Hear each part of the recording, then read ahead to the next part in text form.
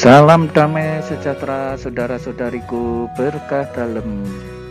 Selamat berjumpa lagi di Tuhanlah Pertolonganku channel. Saya berharap saudara-saudari semua dalam keadaan sehat walafiat. Nah, kita akan membahas tema Satu Allah, Bapa, Putra, dan Roh Kudus. Ya, sebelum kita lanjutkan, mohon dibantu ini ya. Nah, subscribe dan share, bagikan ke teman-teman dari Tuhanlah Pertolonganku channel. Jangan kemana-mana, kita lanjutkan video berikut ini. Nah, di dalam Katekismus Gereja Katolik, ya, KGK itu Katekismus Gereja Katolik, disebutkan misteri Tritunggal Maha Kudus adalah rahasia sentral iman dan kehidupan Kristen. Ini rahasia sentral, rahasia yang utama, dapat dikenali melalui karya kasih keselamatan Allah. Ya, jadi Allah sebenarnya juga mewahyukan sih, ya. Hanya Allah dapat memberitahukan misteri itu kepada kita dengan mewahyukan diri sebagai Bapa, Putra, dan Roh Kudus. Nah, tetapi mengenai Bapa, Putra, Roh Kudus itu sendiri kita juga tidak tahu seperti apa sih sedalam-dalamnya, ya. Meskipun Allah telah mewahyukan, tetap saja kita tidak bisa memahami sepenuhnya dengan logika manusiawi kita. Ya, saya kira logis-logis saja ya toh. Kalau Allah kok sampai bisa dipahami secara total dengan kemampuan intelektual manusiawi, ya di mana lalu kemahakuasaan Allah? Di mana kemahaagungan Allah? Ya. Bisa dikatakan ya ini bisa dirasakan dalam iman, ya, bahwa Bapa, Putra, dan Roh Kudus itu kita tetap merasa satu. Kalau dipikirin dengan logika manusia makin bingung, ya. Bukan kita berarti menolak logika manusia mengenai Allah Tritunggal, tidak, ya. Tetapi ini karena tingkatannya itu nun jauh melampaui akal manusia, nun jauh melampaui tingkatan pemikiran manusia. Ini tingkatannya itu tingkatan rasio ilahi gitu loh. Ya, kita tidak tahu, ya, meskipun disebutkan selalu kita berdoa dalam nama Bapa, Putra, Roh Kudus. Tetapi Bapa itu yang seperti apa toh? Persisnya pencipta langit dan bumi dan seterusnya, ya. Yang cukup jelas kita kenali hanyalah Putra. Karena Putra ini mewahyukan secara penuh di dalam diri Yesus.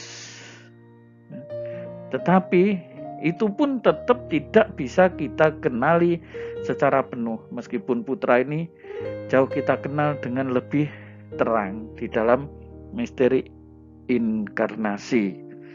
Ya, tetapi tetap saja banyak peristiwa, banyak hal di dalam kealahan Putra ini manusia tetap tidak mampu menggunakan rasionya mengenali secara lengkap. Boleh dikatakan misalnya, ya kan, misteri salib Putra saja itu tidak bisa kita kenali dengan logika. Itu harus dengan logika ilahi, ya. Itu hikmat Allah itu.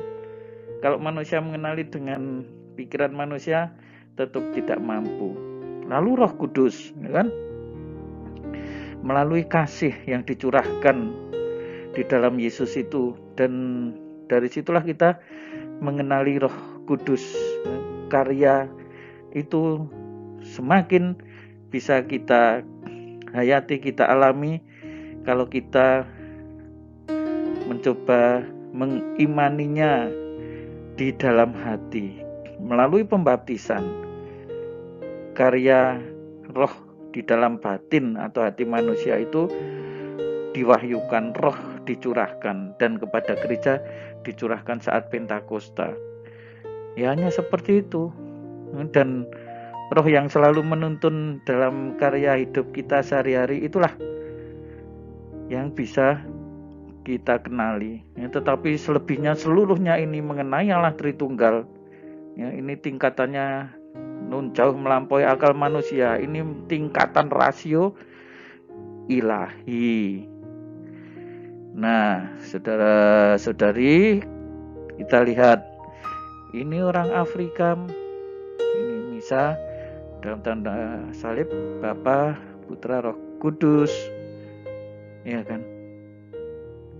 Apakah mereka merasa Allahnya itu 3? Ini ibu-ibu di Afrika ini, coba. Dalam nama Bapa, Putra, Roh Kudus. Dalam nama Bapa dan Putra dan Roh Kudus. Ya kan? Coba dari berbagai belahan dunia ini orang-orang Afrika tadi ya. Apakah mereka merasa Allahnya 3? Ya, saya kira tidak. Ya, ini ada orang muda, ini sudah tua, ini masih cukup muda. Ya, membuat tanda salib dengan tenang dan nyaman, enak ya membuat tanda salib seperti itu. Dan kita tidak terus terganggu pikiran kita, waduh Allahnya 3, orang Katolik ini Allahnya 3.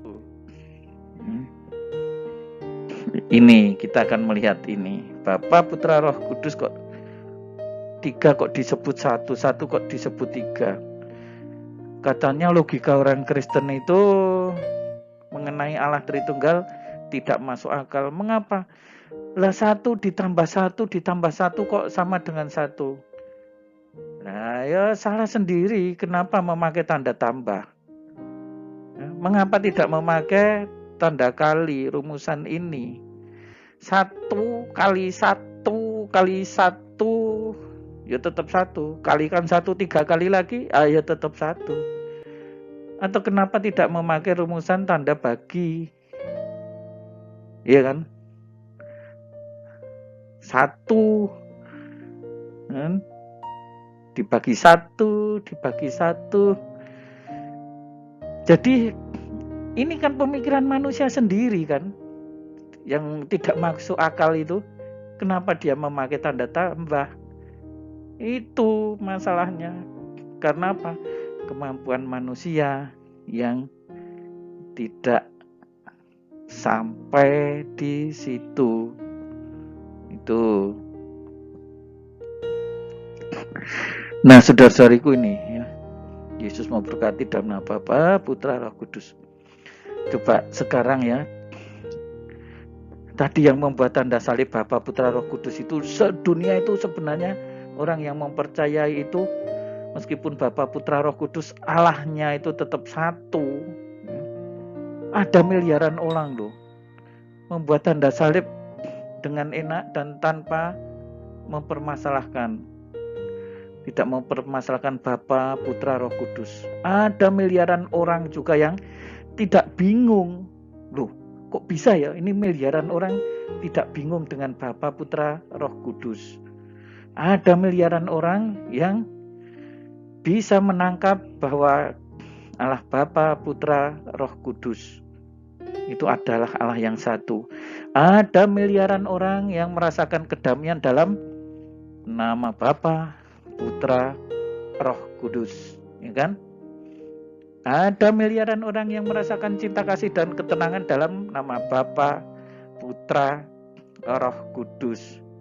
Kayak gini, mosok ini miliaran orang ini orang bodoh semua. Mosok sampai miliaran profesor-profesor. Ada miliaran orang mereka yang dipanggil dan bisa menerima Bapa, Putra, dan Roh Kudus. Ini intinya. Karena mereka dipanggil. Dipanggil pun kalau tidak menerima ya sama aja. Ini dipanggil dan menerima. Ya kan? Ada miliaran orang yang dikaruniai rahmat melalui Bapa, Putra, Roh Kudus. Nah, ada miliaran orang. Tetapi sebaliknya, ya mungkin puluhan juta, mungkin ratusan juta, saya kurang tahu dulu. Boleh dikatakan puluhan sampai ratusan juta, mereka bingung akan Bapa, Putra, Roh Kudus. Wah, ini 3. Kan?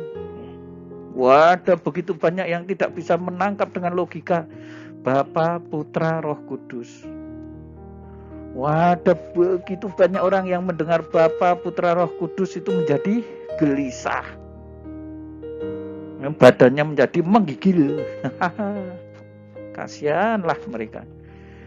Ya, mereka ada begitu banyak, mungkin ratusan juta. Ya, mereka itu bisa saja tidak dipanggil atau dipanggil tetapi menolak Bapa, Putra, Roh Kudus. Loh, saya tahu kok. Bahkan mereka yang sudah mengimani Bapa, Putra, Roh Kudus itu ada yang membuang. Sudah memperoleh kok membuang. Yang lain aja mencari dengan susah payah. Ini ada yang sudah memperoleh membuang. Kebingungan dengan ya mungkin aliran-aliran tertentu lah, atau mungkin dengan keyakinan lain lagi lah. Ya mereka bingung ya. Tetapi yang menjadi bingung apa? Apakah karena faktanya Allah itu 3? Tidak.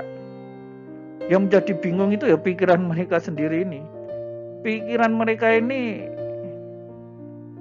ya kalau sudah keras kepala itu ya menolak meskipun dipanggil itu menolak atau membuang.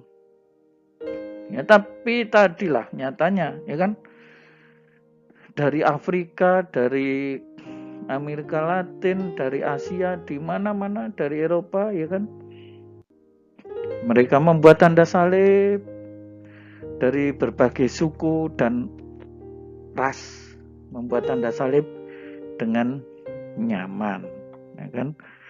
Nah ini berarti siapa sih yang bermasalah? Apakah halnya orang Katolik 3? Oh ya tidak, mereka yang tidak mampu.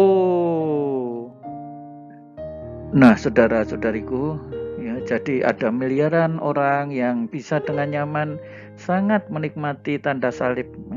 Orang Jawa mengatakan rasane ayem wis gawe tanda salib dan berdoa dalam nama Bapa dan Putra dan Roh Kudus. Ya, tetapi juga ada miliaran orang yang tidak mampu. Meskipun ini bahkan mereka bergelar doktor atau seorang profesor, memikirkan tanda salib ini pun pusing. Nah, kenapa begitu? Ya, mereka nggak dipanggil barangkali. Sementara orang-orang kecil yang ya sekolah biasa-biasa saja sangat menikmati tanda salib, merasakan diberkati dalam nama Bapa, Putra, dan Roh Kudus itu. Nah, saudara-saudariku yang terkasih, demikian ya sekelumit pembahasan mengenai Allah Tritunggal yang semoga membantu ya. Jangan lupa ini tadi, subscribe dan bagikan kepada teman-teman dari Tuhanlah Pertolonganku channel. Tuhan Yesus memberkati, berkah dalam uras bah menjuah-juah Yahovu.